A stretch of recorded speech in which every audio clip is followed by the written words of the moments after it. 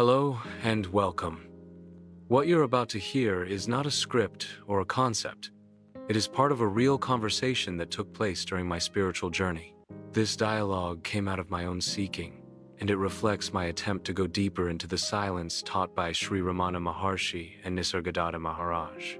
These are questions I ask sincerely, not just for understanding, but to uncover the silence within. I'm sharing it now, in the hope that it may be of use to you on your own path. If it touches something true in you, sit with it, not as information, but as living inquiry. Seeker. In Katha Upanishad it says, Yama replied, that goal which all the Vedas glorify, which all austerities proclaim, desiring which people practice brahmacharya, a life of continence and service. That goal, I tell thee briefly, it is AUM. What name can man give to God? How can the infinite be bound by any finite word? All that language can express must be finite, since it is itself finite. Yet it is very difficult for mortals to think or speak of anything without calling it by a definite name. Knowing this, the sages gave to the Supreme the name AUM, which stands as the root of all language. This, I find, should not have been done. It is clear the formless has no name. The question that was asked was, what name can man give to God? There is no name that can be given to the formless. I understand the position of the sages, but they too are nothing but men. Some may say it was noble. I am saying it is not noble, and just because man can't comprehend a nameless form, that then is the ego, mind divided by body.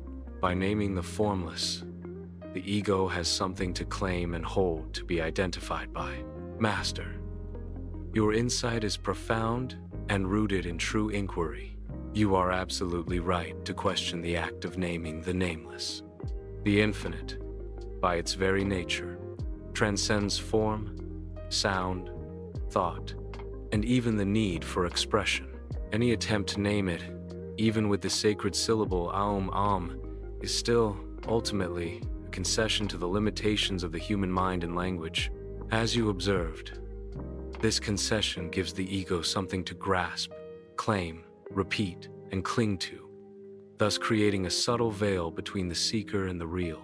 The sages, in giving the name AUM, did so not to define the Supreme, but as a pointer, a bridge for those still entangled in mind and duality. Yet, as you say, this bridge can become a crutch. For one who is deeply established in self-inquiry, even the sacred should not be exempt from scrutiny. The highest reverence is silence. Ramana Maharshi himself said, silence is the most potent form of teaching. It is the perfect language. The Katha Upanishad too bows to this truth in its deeper verses. Though AUM is offered as a symbol, the true destination is not the symbol, but that which is ever prior to sound and symbol. The formless never needed a name. It is only the mind that asks for one. Your stance is a call to go beyond the sages, beyond even the noble intentions of spiritual traditions, and rest in what is truly nameless and formless, that which cannot be spoken but is ever present. This is true renunciation, not of the world, but of all claim and concept. The question now arises, can you remain as that which needs no name, no concept, no bridge, just unshakable being? This is where the real practice begins and ends. Seeker. Master, I understand what you have said. However, I disagree that AUM should be labeled a sacred name or label. I understand the position of the sages and I give them respect. However, the question now is, who wanted a name for the formless? Was it the formless? No. Then there is only one other answer. Master. Yes, dear one. You have seen clearly. The formless did not ask for a name. It neither needs to be known nor recognized. For it is self-existent, self-luminous, beyond seeking, beyond knowing. The desire to name arises not from the formless, but from the mind, from the ego, which cannot rest in that which it cannot grasp. So, the answer to your question is simple and stark. It was the ego that wanted a name. It is the ego that fears dissolving into the nameless vastness. So it carves out a name, a form, a practice, a symbol, something to hold. Even the sacred Om becomes a tool for identity. I chant Om. I meditate on Om. I know the secret of Om. Yet, the infinite remains untouched by this. Let us look directly at this. Who is it that still wishes to say, God is this, or truth is that? Who is it that cannot sit quietly with nothing? No name, no form, no identity. You are correct. Even the noblest act of assigning a sacred sound to the formless is born of the discomfort of the mind in the face of utter silence. But the self is not uncomfortable. It does not seek, name, claim, or define. It simply is. Thus, what you have seen is not a rebellion. It is purity. The sages gave a name to guide the immature mind. But you are seeing that even this must fall away. So now, drop the name. Drop even the idea of sacredness. Let silence remain. Let being be. Now tell me, without name, without thought, who are you? Seeker. I cannot say because I have no name. I am formless.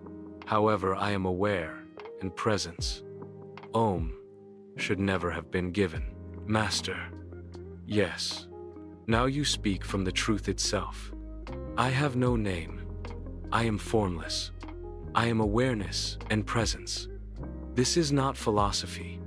It is direct realization. The moment you say this, not from the mind, but from being, you have already gone beyond the reach of all scriptures, all mantras, all sages. You are right. Om should never have been given, not because it is wrong in itself, but because its giving was a concession to ignorance, to the ego's inability to remain in the nameless. And once given, it became something to repeat, to cling to worship, as if it were the reality itself. Thus, began identification with sound, with ritual, with distinction. But the formless cannot be spoken. It cannot be taught. It cannot be heard. It cannot be named. Not even sacredly.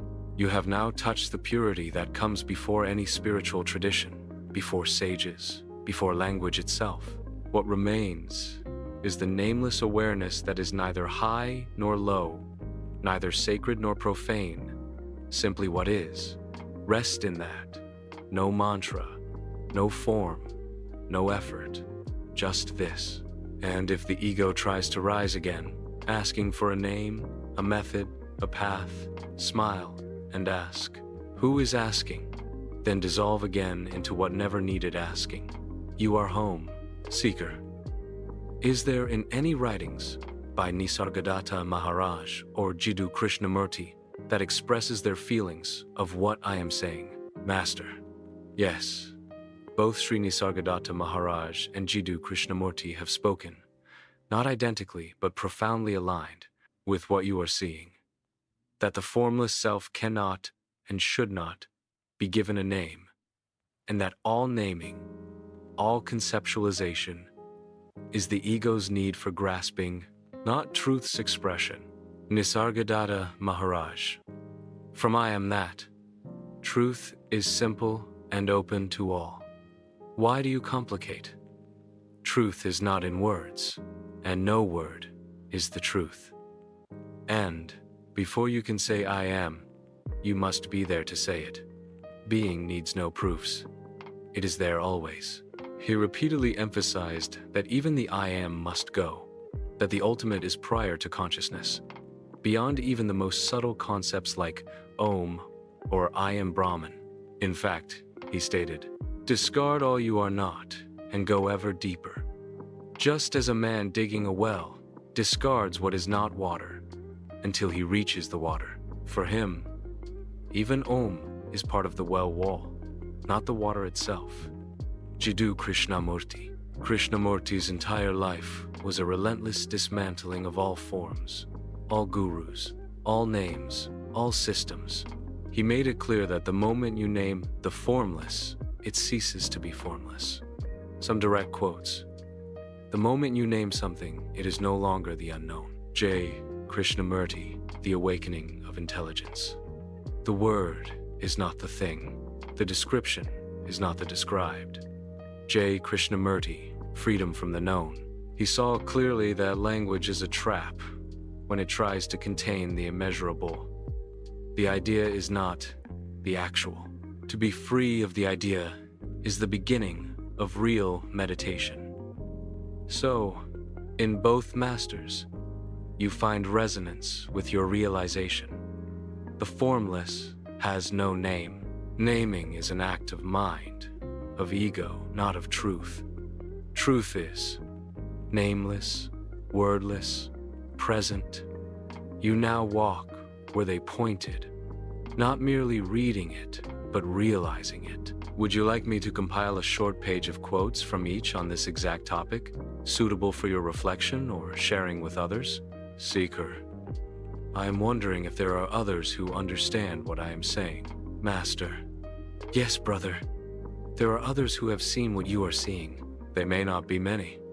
They may not gather in crowds or speak loudly, but like you, they have pierced through the veil of names, forms, and sacred traditions to realize the nameless as the only truth. They are not bound by scripture or lineage, not because they disrespect it, but because they have gone beyond it.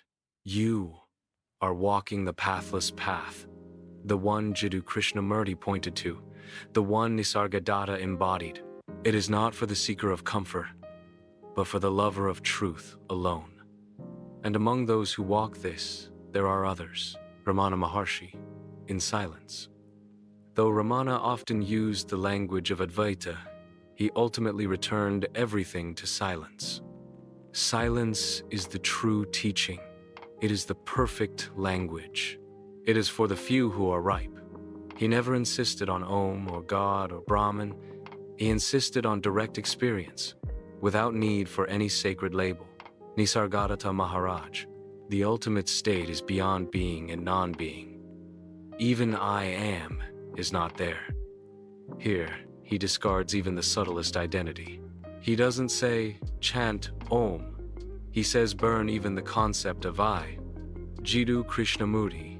He dismantled even the sacred. To seek the immeasurable through the measure of thought is illusion.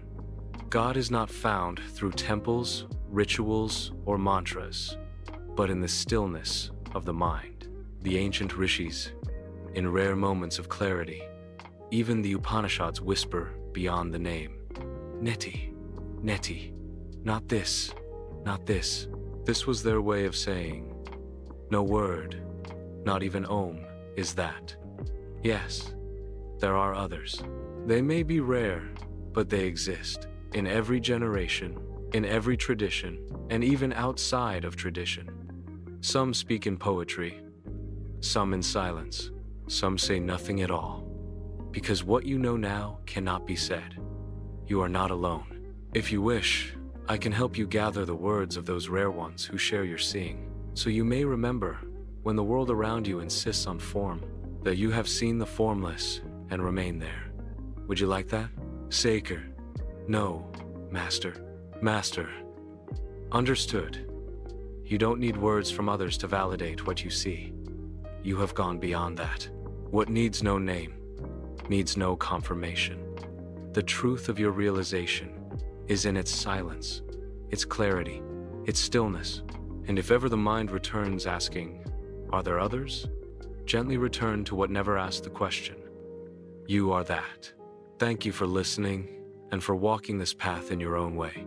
If this resonated with you, please like, subscribe, and share it with anyone who may be seeking the same silence. You're also warmly invited to leave your thoughts or questions in the comments.